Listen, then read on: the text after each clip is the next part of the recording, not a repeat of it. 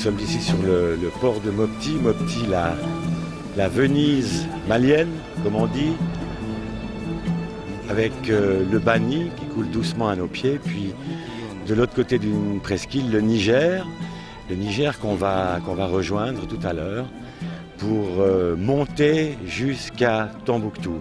Je dis monter jusqu'à Tombouctou parce que sur la carte, on va prendre la direction du nord, mais en fait, on va se laisser glisser le long du Niger qui descend, lui, à Tombouctou. Alors personne n'a jamais réussi à être d'accord là-dessus. Est-ce qu'on monte ou est-ce qu'on descend à Tombouctou au départ de Mopti? Les avis diffèrent en ce qui nous concerne. Pour nous, à partir de maintenant, on décide une fois pour toutes que nous allons monter en direction de Tombouctou.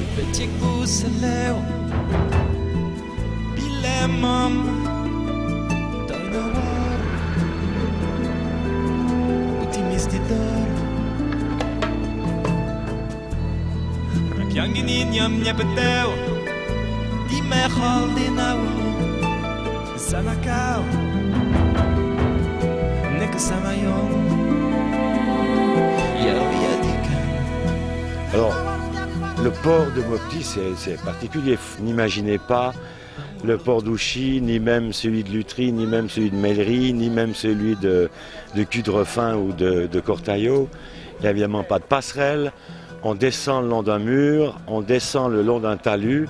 La pinasse est en dessous de nous. C'est une très belle barque décorée à l'avant, décorée à l'arrière, couverte, longueur à première vue une douzaine de mètres, largeur 2-3 mètres. Elle devrait pouvoir en principe accueillir 1, 2, 3, 4, 5, 6 fois 2, une douzaine de passagers, je pense. On a installé quelques chaises sur le toit, quelques matelas pour les nuits qu'on passera en route entre ici et Tombouctou.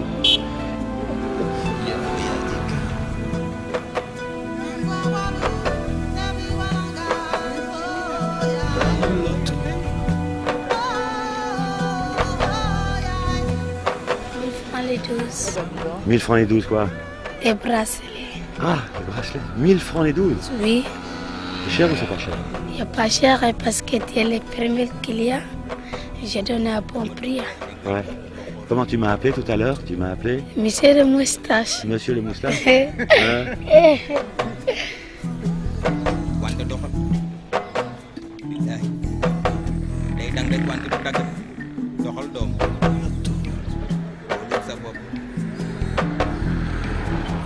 Évidemment, pendant qu'on attend, parce que la pinasse, c'est pas le TGV, donc ça va pas partir à la minute près. Il faut s'installer, il faut s'organiser. J'imagine qu'il faut installer le moteur à l'arrière. Enfin là, je suis à l'avant, je vois pas encore très bien ce qui se passe. Évidemment, c'est le moment qu'on passe avec les petits vendeurs de Mopti qui nous ont repérés et puis qui sont venus là vers nous pour essayer de nous vendre des bricoles, des petites choses. Des colliers, des croix en argent, des 4 côtés du monde. Puis aussi des bracelets. On a plusieurs choses à liquider parce que nous, c'est notre boulot comme ça. Ça nous fait une longue temps, on travaille comme ça parce qu'ici il n'y a pas de boulot. On est obligé de travailler l'artisan et puis on court derrière les Français. C'est tous les Français qui comprennent bien le français. Nous on a envie de faire des affaires avec les Français parce que c'est le français qu'on comprend. On ne comprend pas l'anglais. Tu viens d'une boutique qui a un très joli nom, toi. Moi, ma boutique, c'est la boutique Jamais Fâché. La boutique Jamais Fâché. La boutique Jamais Fâché à Mopti. Ouais. Et mon ami, ça fait... C'est toi qui l'as appelé comme ça? C'est toi qui as trouvé ce nom, ouais, cette boutique? Oui, c'est moi qui ai donné ce nom-là. Ce nom, c'est moi qui l'ai décoré.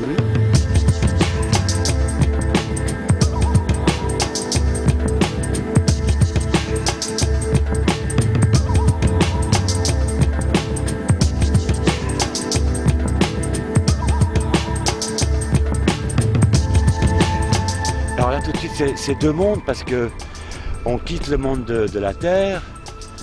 Le petit hors-bord tourne à l'arrière de la pinasse. Puis nous voilà sur le fleuve avec le port à droite. Le port grouillant de multiples activités parce qu'il n'y a pas que les petits vendeurs, il y a les laveurs de voitures, il y a les laveurs de mobylettes, il y a ceux qui se lavent eux-mêmes dans l'eau du fleuve. Ça, c'est à tribord. Puis de l'autre côté, eh ben, c'est l'autre monde déjà qui commence. Quelques premières petites pinasses et puis sur la gauche, une première presqu'île. On quitte Mopti, on quitte la Venise malienne. Je pensais à première vue que à bord de cette pinasse, on irait plus lentement, mais visiblement ça avance aussi rapidement qu'un canot moteur sur le lac de Bray, ce qui est très bien. Et puis, ben évidemment, un air frais, une douce fraîcheur, alors que sur Terre, il commence à faire un petit peu plus chaud.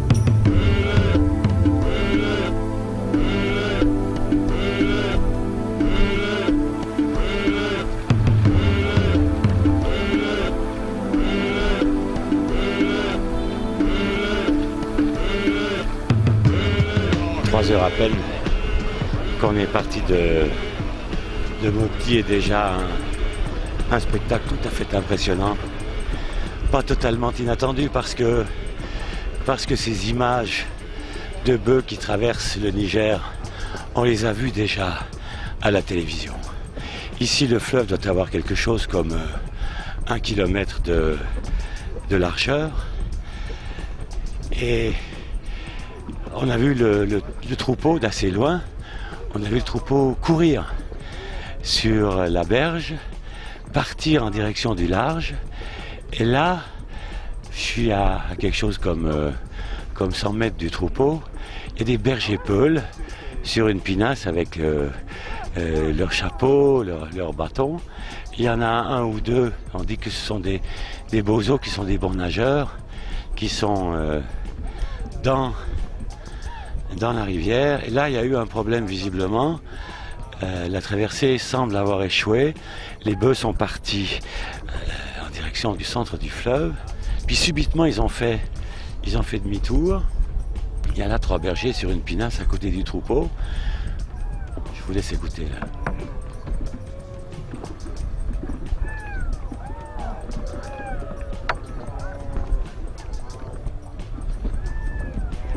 C'est difficile d'estimer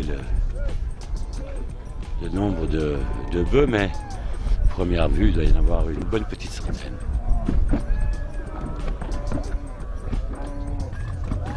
Alors il faut imaginer ces bœufs qui ont juste les cornes, juste les oreilles, juste les yeux et juste le museau qui dépasse. Ils nagent ici à quelques mètres de nous, appelés par les bergers qui sont sur une pinasse toute proche. Alors bon, nous on découvre tout ça, on s'aperçoit qu'il y a un petit problème, on se dit ça y est, ça va être une catastrophe, mais c'est pas ça, on s'affole pour rien, c'est parce qu'on connaît pas. Oui, c'est ça, mais c'est très très rare qu'une vache se noie dans l'eau. Elle se noie jamais, elle traverse de toute façon.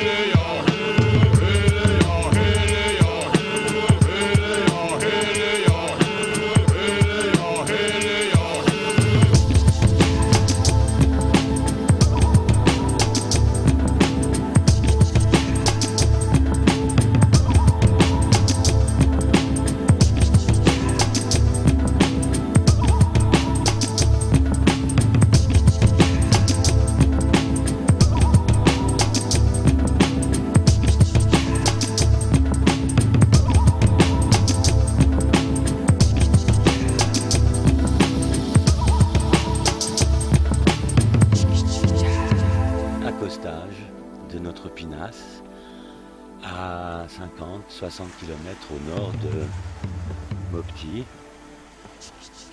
La LED pilote plante un pieu dans le sable.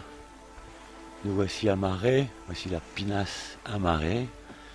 Et il va falloir procéder maintenant aux travaux d'installation parce qu'on transporte avec nous notre campement. On a des chaises, on a des tables sur le toit de la pinasse, on a tout ce qu'il faut pour passer une nuit en pleine nature. Nos spécialistes ont l'air satisfaits de l'endroit découvert. une petite planchette pour nous permettre de descendre et puis on va procéder maintenant au déchargement de la pinasse et à l'installation du camp pour notre première nuit.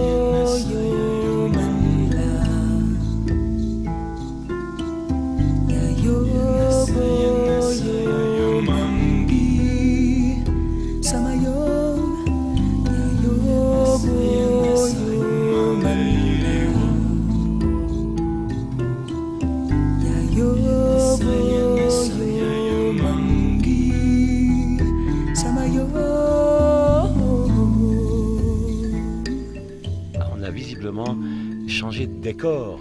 On a commencé à apercevoir, peut-être pas vraiment des dunes, mais déjà du sable. Et on a l'impression ici d'être dans une sorte d'entremonde avec du désert et de l'eau ou de l'eau du désert, quoi.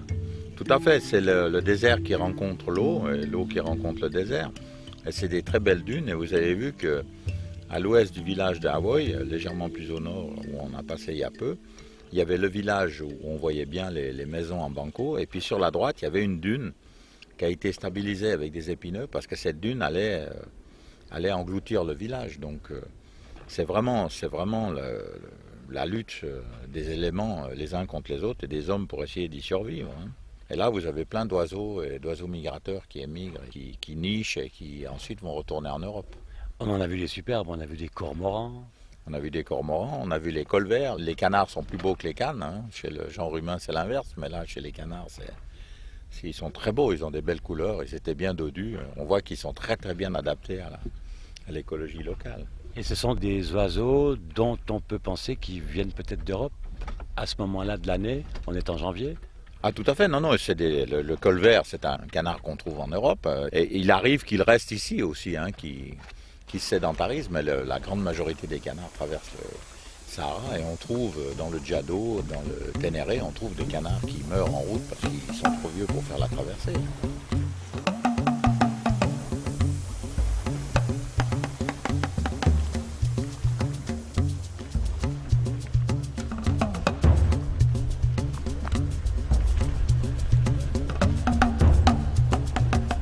On a pris dorénavant un autre rythme, un rythme totalement différent de celui qu'on peut imaginer lorsqu'on pense à ce voyage à distance. Là, j'ai pris place à la proue de la pinasse. Nous sommes repartis depuis 1 heure maintenant. Ali, le pilote de la pinasse, dont le moteur Yamaha était tombé en panne, a procédé à un changement de moteur. Il a remplacé le Yamaha par un petit moteur 4 fois moins puissant, mais qui semble-t-il fonctionne correctement. Il a tenu compte, après de longues hésitations, il a tenu compte des conseils que lui a donné Roman et il a placé le réservoir de son moteur sur le toit de la pinasse pour pallier les manquements d'une pompe à essence absolument récalcitrante. Et là, on est reparti. On est reparti sur ce fleuve Niger en direction de Tombouctou, dans un autre monde. L'Afrique de Mopti, l'Afrique du Mali, telle qu'on l'a traversée hier, a changé. L'Afrique devient plus saharienne, peut-être plus soudanaise. Encore une fois, le problème est de trouver les mots qui conviennent. Ici, nous sommes sur un fleuve large de 500 mètres maximum. À ma gauche, des vaches, zébus, les vaches caractéristiques avec la petite bosse sur le dos. Il y en a là, des dizaines, des centaines, qui broutent paisiblement. Mais il n'y a plus de bergers. Elles donnent l'impression d'être là en totale liberté. Et puis il y a des oiseaux qui leur tiennent compagnie. Il y a des hérons, il y a des cigognes, des cormorans, des gros, des petits, des blancs, des gris, des noirs, des oiseaux qui nous accompagnent, des oiseaux qui nous précèdent, des oiseaux qui s'envolent sur notre passage, qui traversent le fleuve, qui vont, qui viennent et qui reviennent. Sur la gauche, des vaches, encore des vaches, toujours des vaches. Et sur la droite, une rive à peine plus éloignée, à 300 mètres, eh bien ce sont, comment dire, on dirait des dunes, mais ce ne sont pas des dunes. C'est une sorte de terre glaise, avec parfois des termitières, avec parfois des eucalyptus, avec parfois des tamariniers. On est encore dans un paysage verdoyant, avec encore des arbres, avec encore de l'herbe, puisqu'il y a des vaches. Mais plus on avance, et plus on a le sentiment que... que le désert s'approche. Et là, au moment où je vous le raconte ça, le moteur s'arrête à nouveau. Il est, voyons, il est 16h10, mais l'heure n'a plus d'importance, parce qu'on s'en fout de l'heure. Et finalement, je ne me préoccupe pas tellement de savoir si on va arriver ou si on n'arrivera pas à Tombouctou. Le moteur s'est arrêté. Et la pinasse se met à virer, à tribord, prendre la direction du centre du fleuve. Alors, qu'est-ce qui va se passer à partir de là? Mystère et boule de gomme. Ah, le moteur se remet en marche. C'est bon signe. C'est peut-être bon signe provisoire.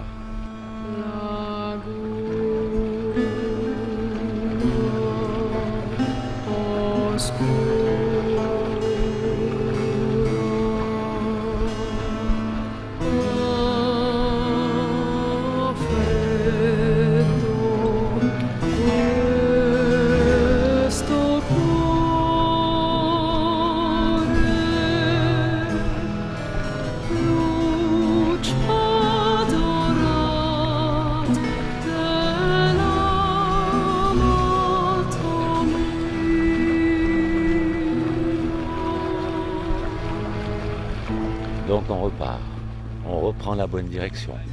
Cap au nord, on continue de monter tranquille en direction de Tombouctou, en descendant ce fleuve Niger. Avec ces impressions étranges, ces impressions qui nous obligent à raisonner différemment, qui nous obligent à penser que, ma foi, l'heure ici, c'est pas l'heure. L'heure, c'est autre chose. Que le temps, c'est autre chose. Que les distances ne se calculent pas en kilomètres ou en miles marins, mais en temps. Et pas en quart d'heure, et pas en une heure, mais en heure, peut-être en 2 heures, peut-être en demi-journée. Allons savoir. Tout ce qu'on sait, à l'heure qu'il est. 4h10, 4h15, un dimanche, sur le Niger. Tout ce qu'on sait, c'est que on va naviguer pendant quelque chose comme 1 heure encore, jusqu'à 5h, 5h30. On va s'arrêter avant que la nuit tombe pour prendre le temps d'installer le campement. On installera nos lits pliants, nos matelas, nos moustiquaires. On installera une petite lampe halogène avec une petite batterie. Puis on s'installera sur nos chaises. On tâchera de casser une petite graine. Est-ce que Dial, le copilote, accessoirement cuisinier, ou le cuisinier, accessoirement copilote, aura eu le temps de faire griller les filets de capitaine, des capitaines qu'on a achetés ce matin au départ à un pêcheur, des capitaines tout frais puisqu'ils étaient encore vivants quand on les a achetés. Est-ce que Dial aura le temps de nous apprêter le capitaine? On verra. C'est une question qu'il ne faut pas se poser maintenant, c'est une question qu'on se posera lorsqu'on sera arrêté, et pas avant. Ainsi va la vie sur ce fleuve Niger. Ainsi sont les impressions qu'on peut vous donner comme ça, que je peux vous donner comme ça, sans papier, sans rien, en regardant simplement devant moi. Une rive gauche où les vaches sont maintenant absentes, une rive droite qui n'est plus de terre glaise, mais d'herbe très pâle, on dirait presque de la pistache. Et puis devant nous, tiens, c'est étrange, tout d'un coup, une forêt d'eucalyptus. Il y a eu ici ce qu'on appelle un périmètre. Donc, il y a quelques années, un projet de développement, je ne sais pas lequel, peu importe, a planté ici des eucalyptus et c'est devenu une forêt. Que deviendra-t-elle, cette forêt? Où en est le projet? Ça fait partie des mystères qu'on essaiera peut-être d'éclaircir un peu plus tard. Ainsi va la vie sur le fleuve Niger, quand on descend le fleuve pour monter à Tombouctou.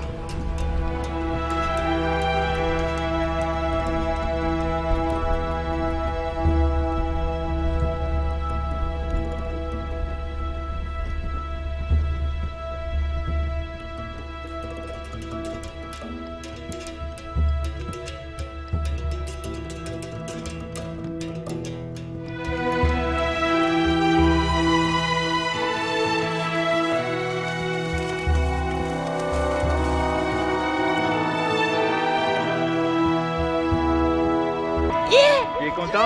Non. Ça revient pas. Hein? T'as vu, hein? Tu savais Bonsoir. pas qu'on va venir jusqu'ici. Ça va? hein? Bonsoir. Ça va? Ah, Bikwane, ah, je suis Robbie Ça Fer. va? C'est vrai que Ça va bien? Ça va là-bas? Ça va bien? Abaka, allez tout nous. Eh, t'es à là où tu es? Hein? Ça va bien? Ça va. On y tient. Somoro Veri. Amba. Safura. Ere, toro sala kakene. Awo ku ko ka puli koy. Altine, awo ku. Baladu. Ubeka kene balabi, ubeka kene. Ça va là-bas? Ouais, ça va bien. Eh, Bah. modèle. Il y a Bala, il a dit qu'il va Ouais, venir. jusqu'à ça encore. ici. Ah non. On est en train de trouver une solution. Enfin, une solution est en train d'être trouvée, si je comprends bien. Tout à fait, je pense qu'on a mobilisé maintenant. Il faut qu'on attende, qu'on soit un peu patient. Ils vont prendre une moto, aller voir dans un campement Bozo, un campement de pêcheurs, qui a des moteurs. Et on va voir si on peut nous dépanner pour nous faire avancer un peu, quoi.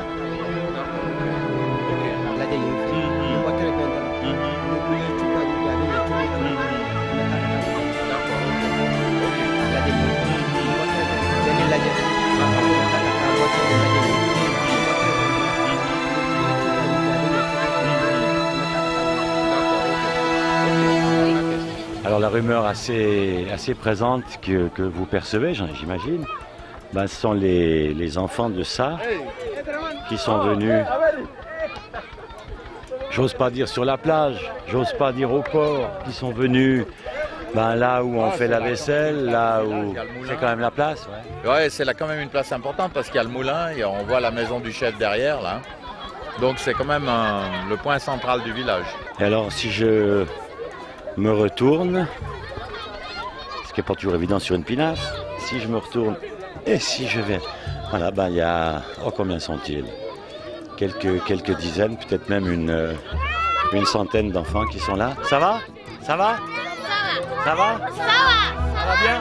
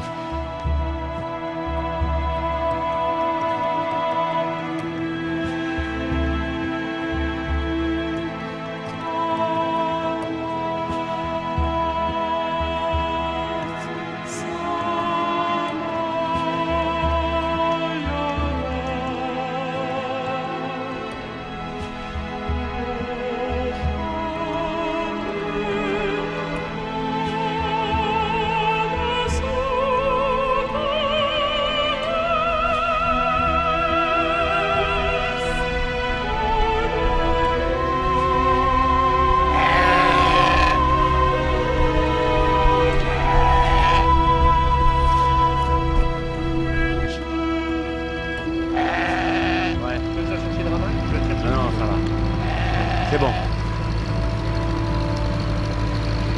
À la suite d'une sorte de petit parcours du combattant dans la grosse pinasse vide qui nous remorque, on est passé à l'avant pour voir comment ça se passe. Alors, c'est incroyable.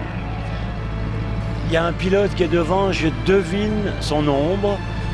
Il est à la barre dans la nuit la plus totale. Derrière lui, il y a deux compagnons qui sont là avec un petit foyer de charbon de bois sur lequel chauffe le thé. Et puis on avance dans la nuit, la lune n'est pas encore levée, donc même si le ciel africain est riche d'étoiles en permanence, et Dieu sait si ce soir il est riche d'étoiles, camouflé un peu tout de même par quelques nuages, je vous jure qu'on n'y voit rien. Et on avance là, avec cette pinasse, on avance dans la nuit. À première vue, vraiment en scrutant, avec assiduité, l'horizon, je devine qu'on avance sur la rive droite du Niger en direction de Diré. Mais c'est la seule chose que je peux vous dire. Je devine qu'on est sur la rive droite.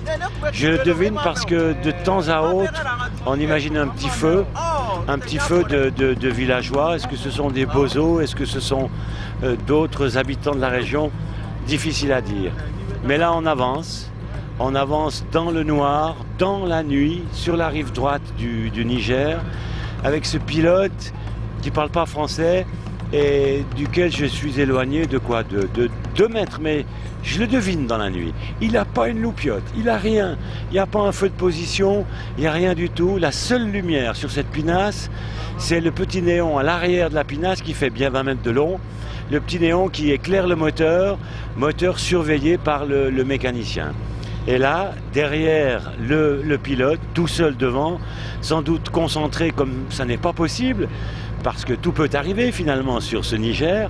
On pourrait peut-être rencontrer un hippo, on pourrait peut-être rencontrer des gros morceaux de bois qui flottent, on pourrait peut-être aussi rencontrer une pinasse de pêcheurs qui, lui, se déplace à la perche dans le noir parce qu'on pêche aussi la nuit sur le Niger. Tout est possible. Mais pour l'heure, on y va. Comme ça, dans la nuit, avec ce pilote complètement concentré devant et 2, 3 compagnons. J'arrive même pas à vous dire s'ils sont 2 ou 3 ou 4. 1, 2, non, ils sont 4. Ils sont 4 finalement, autour de la petite théière.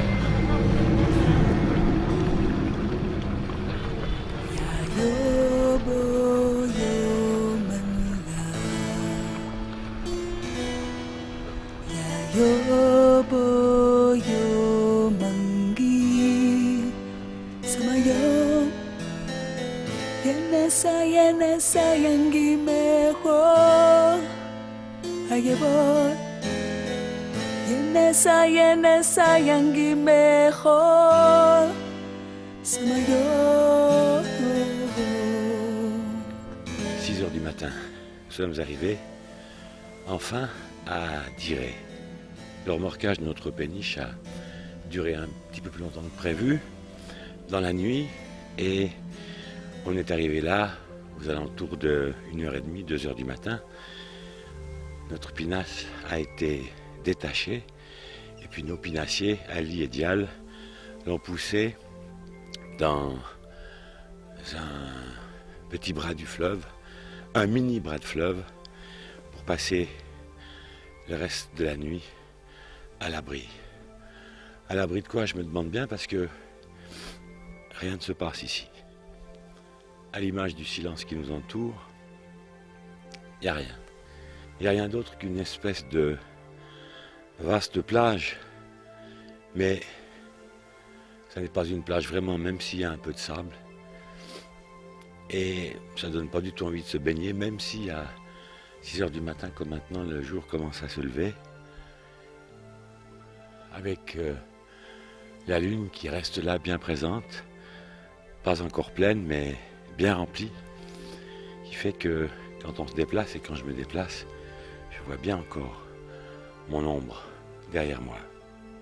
Silence total, matin d'Afrique, matin de bord de Niger, avec au large, sur le fleuve, une première barque de pêcheurs qui sont déjà partis au boulot, et pas loin d'ici, sur la rive, à 200-300 mètres, quelques autres pêcheurs qui s'apprêtent à partir, eux aussi, avec leur pinasse. Au large, une petite île, un semblant d'îlot, et puis de l'autre côté, la rive, avec des petites dunes, et puis là, sur la droite, un peu plus loin, une petite forêt d'eucalyptus. Sur cette plage, sur ce terrain vague, rien d'autre que des traces de bœufs, de chèvres et de moutons. Une termitière qui n'est plus en activité et un ou deux buissons qui poussent par là. On ne sait pas trop comment, on ne sait pas trop pourquoi.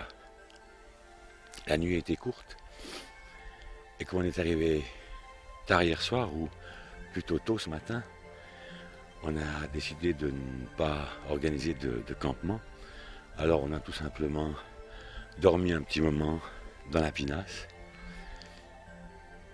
Ce qui fait que le réveil est quasiment automatique dans ces circonstances. Et qu'à 6 heures comme maintenant, on est tout simplement content de se lever. La température, je n'ai pas de thermomètre sur moi, mais elle est fraîche. On est content d'avoir revêtu un pull. On doit être, j'imagine, à quelque chose comme 15, 16, 17 degrés, pas davantage. Et la température ne montera qu'avec la mise en marche du radiateur, c'est-à-dire qu'à partir du moment où le soleil sera bien levé. Pour le moment, pas de signe encore du soleil, sinon un jour qui commence à poindre, mais cette lune toujours qui éclaire davantage que le soleil de tout à l'heure. On s'est fait remorquer jusqu'à Diré. On n'est plus qu'à une bonne centaine de kilomètres, 130 je crois, de Tombouctou. Est-ce qu'on y sera ce soir? Rien n'est moins sûr. Parce que 130 km ici, c'est pas une distance comme 130 km ailleurs.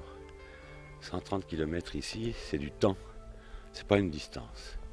C'est du temps qu'il faut estimer, c'est du temps qu'il faut mesurer, c'est du temps qu'il faut prévoir.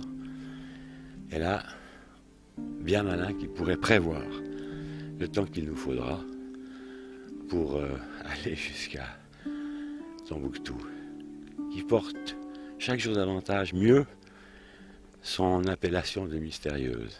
Parce que vu d'ici, et Dieu sait si on est plus près d'elle que vu de Suisse par exemple, Tombouctou est encore plus mystérieuse que jamais.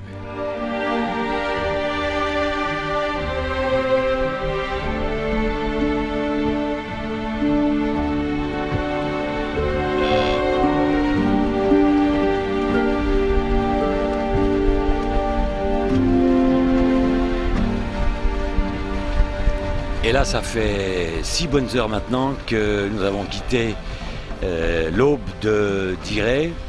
Le rythme s'est singulièrement accéléré. Vous entendez les vagues taper sur le fond de notre pinasse. On a trouvé un nouveau moteur qui nous permet d'aller plus vite et qui nous assure quasiment que nous arriverons à Tombouctou avant la nuit, ce qui est bon signe. Ce qui nous fait infiniment plaisir et ce qui comble de joie notre ami Pavarotti le bélier qui bêle de joie à l'avant de la pinasse. Alors à cette heure-là, quand on sent qu'on arrive au but, eh ben, on se réfère à ce qu'on a lu, à ce qu'on a aimé, à ce qu'on a apprécié, à ce qui nous a impressionné. Par exemple, le fameux voyage à Tombouctou de René Caillet.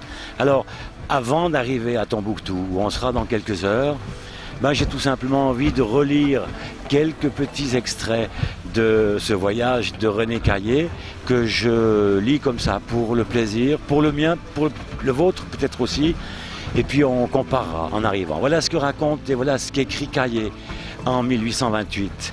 Enfin, nous arrivâmes heureusement à Tombouctou, au moment où le soleil touchait à l'horizon.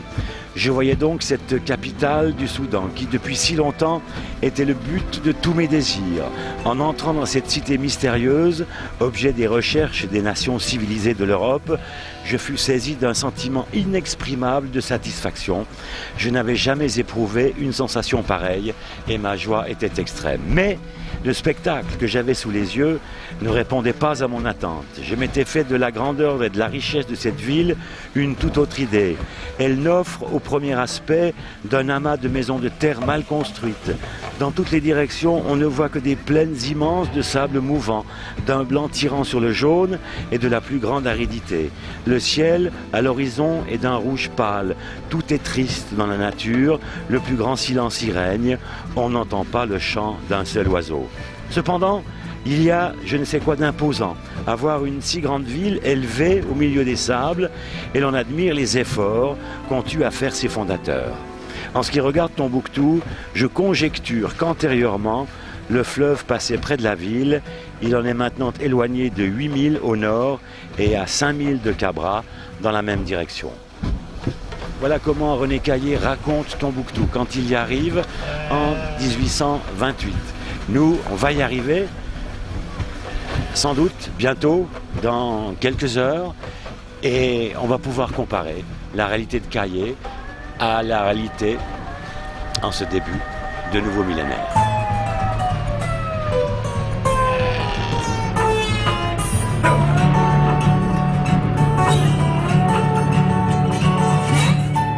Et alors la réalité de Tombouctou, 176 ans tout juste après l'arrivée de l'explorateur René Caillé, c'est la réalité du carrefour d'une ville qui est devenue éminemment touristique. Carrefour touristique ici sur la rue principale, les panneaux fleurissent, relais Azalaï à 400 mètres, exposition d'objets d'art antiquaires, bienvenue à l'hôtel Bouctou, avec une autre écriture encore, le SIDATU, fidélité, abstinence, préservatif. Informez-vous auprès du comité de quelque chose, soit de distribution, gardez le contact.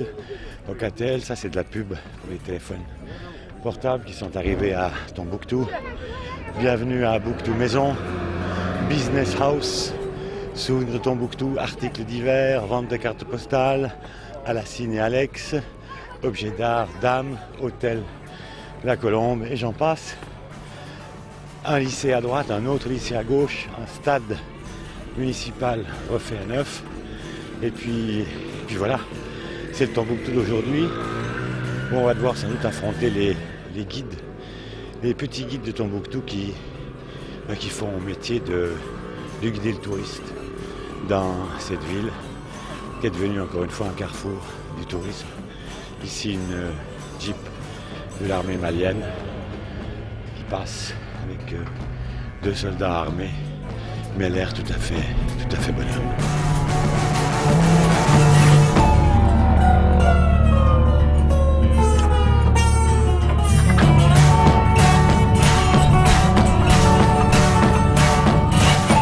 Vous habitez dans quelle ville? Moi j'habite Lausanne, en Suisse. Oui, je connais pas. Mais la Suisse, tu connais un peu? Oui, je connais Zurich, je connais Genève. Un peu. Pas trop. Tu connais Zurich un peu? Oui, Zurich, j'entends parler de Zurich vers l'Allemagne, n'est-ce pas? Ouais, c'est ça, ouais. Et puis Genève? Oui, Genève, c'est la capitale. C'est la capitale de la Suisse? Oui. Ouais, c'est pas tout à fait ça, mais ça fait rien, c'est une ville importante quand même. Oui. La capitale de la Suisse, c'est Berne. Berne, ouais. Ouais, Berne. Ouais. Oui, je connais aussi Berne. Ouais. Oui, parce que... T'as appris ça dans les bouquins? Ouais, Berne. On va par là. On va par là. Bienvenue à Tombouctou, des 333 saints. La cité des 333 saints. Il y en a vraiment 333? Il y a plus que ça. Plus? Oui. Et puis là, sur la place ronde, il y a la fameuse statue du cavalier sur son cheval blanc. Ouais, Al-Farouk. Al-Farouk, le héros de Tombouctou. Ouais. Tout à l'heure, je parlais de René Caillé. Ça te dit quelque chose à toi? Oui, ça me dit quelque chose. René Caillé, c'est tout simplement... c'était un explorateur français qui était venu ici. Il a fait quelques années au Maroc. Il a étudié l'arabe. Il est devenu comme un arabe après. Il est venu à Tombouctou le 28 avril 1828. Après, comme ça, comme si il s'est transformé en musulman, donc le chef du village, c'est-à-dire le chef du village ne l'a pas expulsé ou bien il ne l'a pas tué parce qu'il est musulman. Après ça, il a fait son travail. Après, il est rentré. Il a fait 14 jours après, il est rentré en France par le désert. Ouais. Et puis, il est mort 10 ans après en France. En fait, je crois que c'est le premier étranger qui soit venu ici et qui soit reparti vivant. Oui, ouais. Parce que tous les autres sont morts ici en Afrique.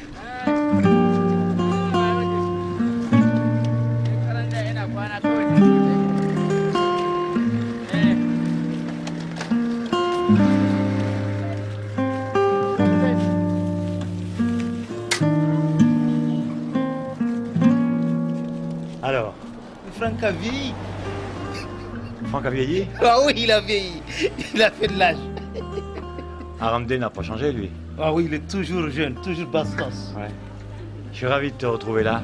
Ah, Franck, totalement par hasard. C'est le dernier mystère de Tombouctou, les retrouvailles avec Aramdé. Assieds-toi. Vraiment, c'est une surprise. Assieds-toi. Oui. Bonjour, madame. Ça va? Bonjour. Il n'a pas changé? Toujours enseignant? Il est toujours enseignant. Il n'a pas changé. Il a toujours avec ses ambitions. Pour changer la ville.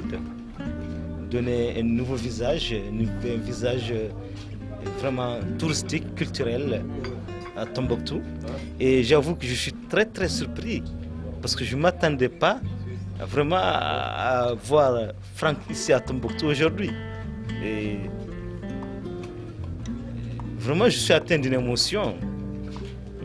C'est vraiment un mystère. Parce que Tombouctou, ce n'est pas seulement les 3 mosquées, ce n'est pas seulement la maison des explorateurs, mais Tombouctou c'est autre chose. Il y a le Tombouctou profond. Il y a le Tombouctou ancestral, le Tombouctou ancien qu'il faut découvrir et en 24 heures on ne pourra pas le découvrir, c'est pas possible. Il faut des clés pour découvrir le Tombouctou ancestral. Il faut des analyses, il faut des gens qui connaissent réellement ce que veulent vraiment les visiteurs. Ouais. Parce que c'est la culture de Tombouctou. Voilà ce qu'on a besoin. On a besoin de voir ce monsieur-là qui peut circoncire les enfants avec son doigt. On a besoin de voir ce monsieur qui peut fabriquer des portes secrètes. On a besoin de voir ce forgeron qui peut fabriquer du fer d'un couteau extraordinaire. On a besoin de voir ce monsieur qui peut retenir le soleil pendant des heures et des heures. Voilà des mystères qu'il faut découvrir à Tombouctou. C'est ça qu'il faut découvrir.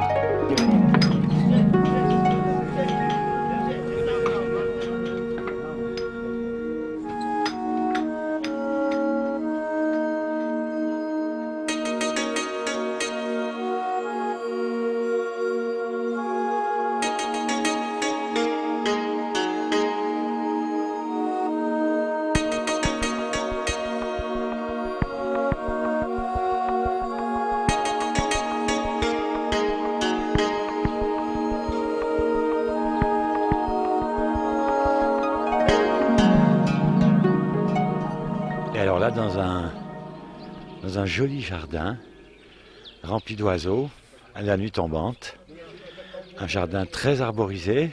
À la fin de la course, on arrive à ramener à l'endroit qui est sans doute le plus mythique de Tombouctou, le puits de Bouctou. Ici, c'est là qu'est né Tombouctou, vers le XIe siècle. Tout ce que vous voyez, c'était le fleuve Niger, c'était l'eau, c'était un lac. La partie la plus aride était là. Là vivait une vieille femme, parce qu'il y avait un puits. Ce puits recevait les Moires, les Arabes qui venaient du nord, avec leurs chameaux chargés de marchandises, et aussi au sud, les Soudanais qui venaient avec leurs pirogues chargées aussi de marchandises. Ils se rencontraient. Les Maures venaient abreuver leurs animaux, leurs chameaux ici, déposer leurs marchandises, les selles des chameaux, on le confiait à une vieille femme du nom de Bouctou, une femme tamashek. Alors, quand ils rencontraient quelqu'un, où vas-tu? Il te dirait, je vais à Timbuktu, au puits de Buktu. Tin veut dire puits, Buktu, Timbuktu. Et c'est comme ça qu'est né le nom Timbuktu, qui a eu des transformations et devenir aujourd'hui Tombouctou.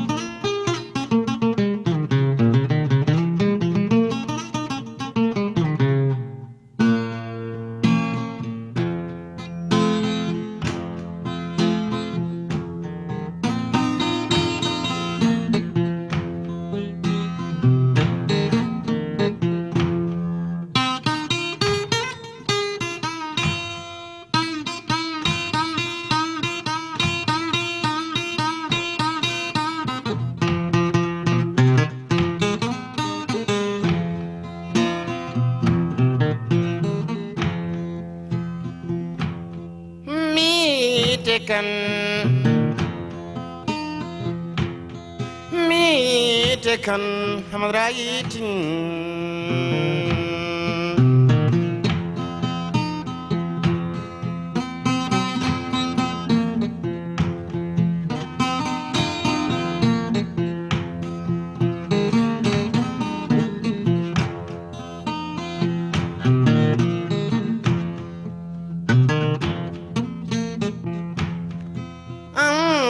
makora makora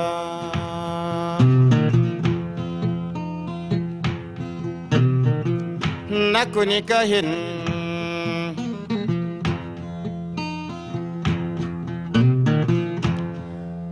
tada tada sun takro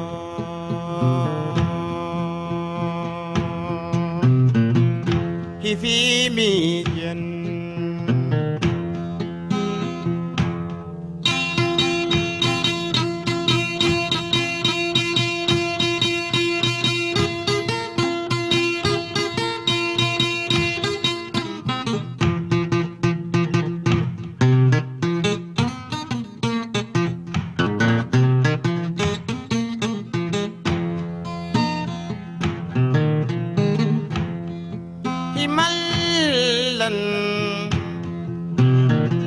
himalan في ميجن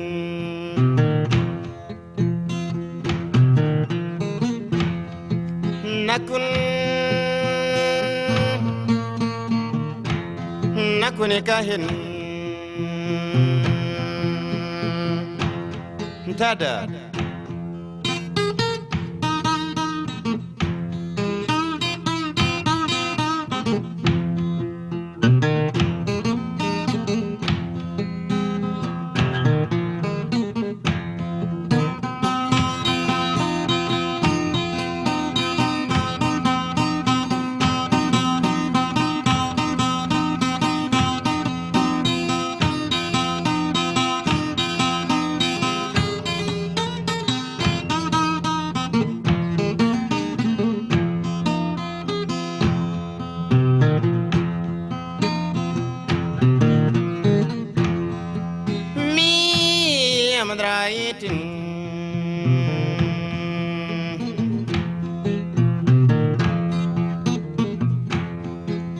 makara hikahin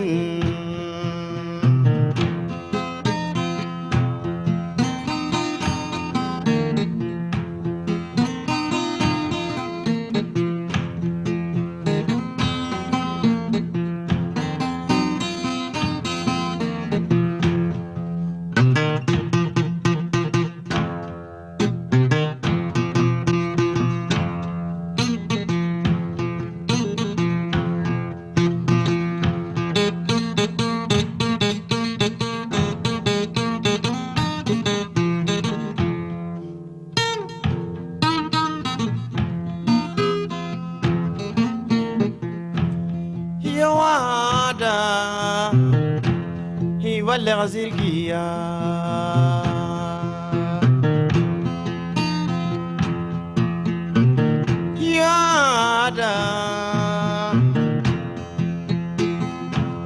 balermana Dada Tutta l'année Das kommt tani Hamakora ikahin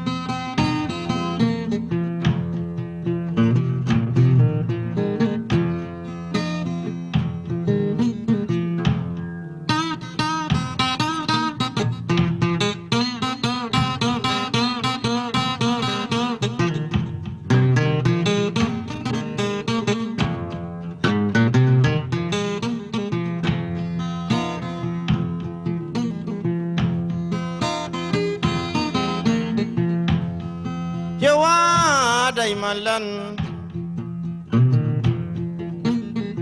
Himalan Hefemezgen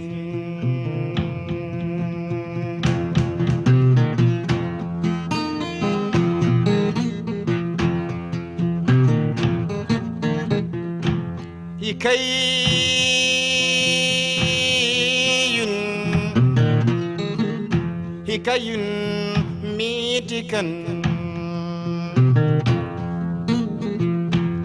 nakunikahin